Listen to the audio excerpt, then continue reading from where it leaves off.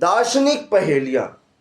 अच्छे लोगों के साथ बुरा क्यों होता है और बुरे लोग हमेशा सुखी क्यों दिखाई देते हैं? कर्म, समय और सत्य का रहस्य।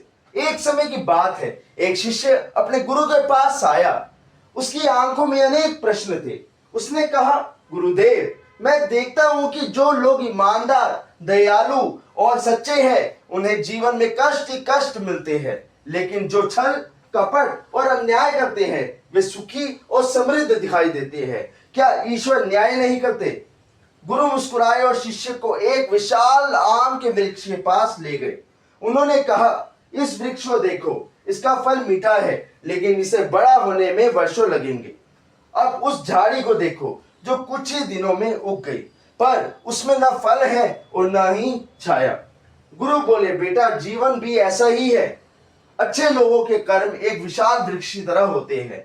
उनका फल देर से मिलता है, लेकिन जब मिलता है तो पीढ़ियों तक सुख देता है। बुरे लोगों का सुख केवल झाड़ी की तरह होता है, जल्दी उगता है पर जल्दी समाप्त भी हो जाता है।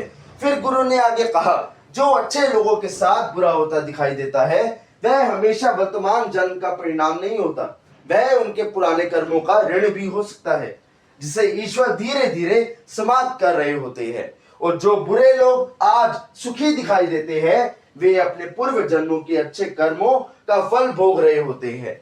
जब वह पुण्य समाप्त होगा तब उनके बुरे कर्मों का परिणाम भी सामने आएगा। गुरु ने अंत में कहा, ईश्वर के याद देर हो सकती है, लेकिन अंधेर कभी नहीं होता। कर्म का न्याय समय देखकर नहीं, सत्य देखकर होता है। इसीलिए कभी किसी के वर्तमान सुख या दुख को देखकर उसके भाग्य का अंतिम निर्णय मत करना। शिष्य की आंखें नम हो गई। उसे समझ आ गया कि जीवन केवल आज का नहीं बल्कि अनगिनत कर्मों की यात्रा है।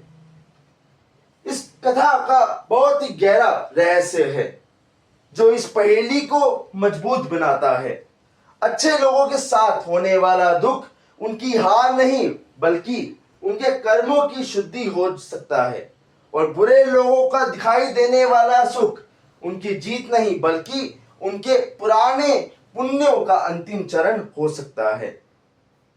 इस पहेली से हमें सीखने को मिलता है, सत्य का मार्ग कठिन अवश्य होता है, लेकिन अंत में उसी मार्ग पर चलने वाले को स्थायी शांति, सम्मान और ईश्वर की कृपा प्राप्त होती है।